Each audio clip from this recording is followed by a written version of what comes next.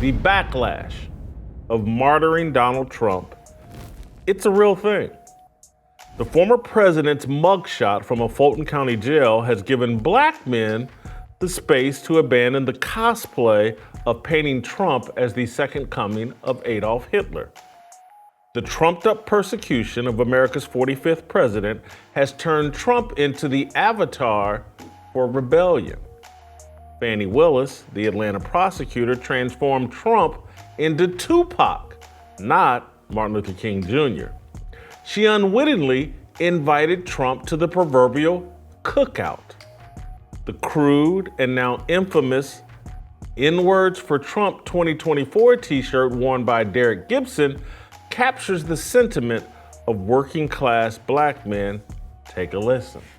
I'm here to support President Trump. You wanna know why I'm here to support President Trump? Because they done did black men like this for decades. Make up charges and put them, so I know Trump is innocent.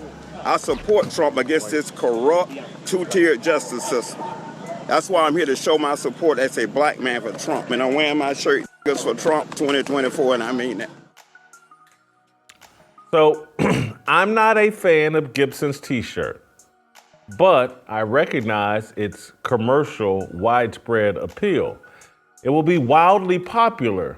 White Trump supporters will mimic it with slogans like Neighbors for Trump 2024. Americans love to rebel. It's in our blood. This Trump-led rebellion will only grow stronger. I say that because Trump isn't really leading this rebellion.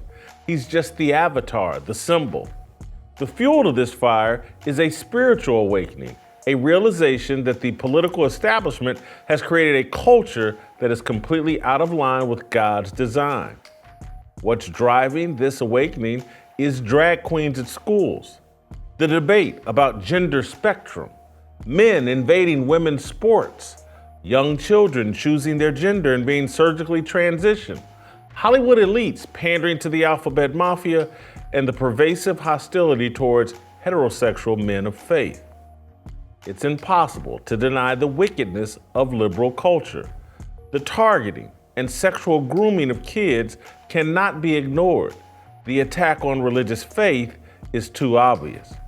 Derek Gibson can't articulate it, but he just feels it instinctively. All men do. The black heterosexual man has been totally emasculated. He answers to the black woman. He's denied leadership and any position of real authority. He's been replaced by the black woman because she's far more easy to control and manipulate. Listen to Derek Gibson. You know, Fani Willis, she went to school with my sister. She's full of shit. She was full of shit then. So she's a puppet for the white liberal that is controlling everything. She's in front, but the white liberal back there pulling those strings, telling her what to do. That's what I think about her, making a fool of herself. Do you think it's going to help his election? Of course it is. It's going to elevate him all the way. I think we should make Trump king. That's how I feel. We should make him king. Wouldn't that be kind of like communistic? No, that's nowhere near communist. Now, we just going to make him king, but we still got our freedoms and rights and everything. He for that. Yeah, Trump for king. So Gibson's a little bit of a comedian, but he's expressing in the sentiment that I believe, in my opinion, Gibson believes the exact same thing about Barack Obama's presidency. Obama empowered the LGBTQ and paved the path for 3 lesbian Marxists to create the Black Lives Matter movement. It was all a scam. The martyring of Trump is allowing black men to publicly recognize that the real battle isn't black versus white. The real battle is between man and woman over dominion of the earth.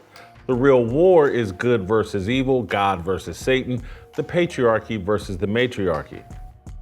There are political consequences to this realization. Yesterday, I hosted a 2-hour discussion on Twitter Spaces debating whether black people will abandon the Democratic Party in favor of Trump in the 2024 election cycle. Several of the contributors to my show here, Fearless, this show, Delano was there, Royce was there, Shamika was there, Maj was there. We had people from outside our little group, Sonny Johnson, Rob Smith, who am I forgetting? Did I already mention Monterey? Anyway, It was a great, lively, substantive debate. I'm still not convinced, however, we're going to see a large number of black men pull the lever for Trump. The social relationship and employment consequences are steep for black men who reject liberalism. It harms your dating options with black women. It adds a thick layer of tension with family members and friends. Within the black church, it places you at odds with most of the congregation. It diminishes your chances of ascending to leadership positions at work. Many black Trump supporters have to overhaul their entire social circles. Wearing a rebellious t-shirt supporting Trump isn't nearly as risky as legitimately rejecting liberalism. What I think is going to happen is we're going to see an uptick in black men choosing not to vote. That's the compromise they'll make to keep peace in their personal life and avoid supporting Joe Biden, Gavin Newsom, or Michelle Obama. Me, I plan to vote for the first time in my life, and I'll vote MAGA. I want to rebel. I want to be a part of a backlash. I want to send a message to the political establishment, both Democrat and Republican. Regardless of what happens in the election, I feel a bit more optimistic seeing black men wake up to the fraudulence and wickedness of liberalism and racial identity politics. If the martyring of Trump contributes to the spiritual awakening of black men, he's the greatest president since Abraham Lincoln.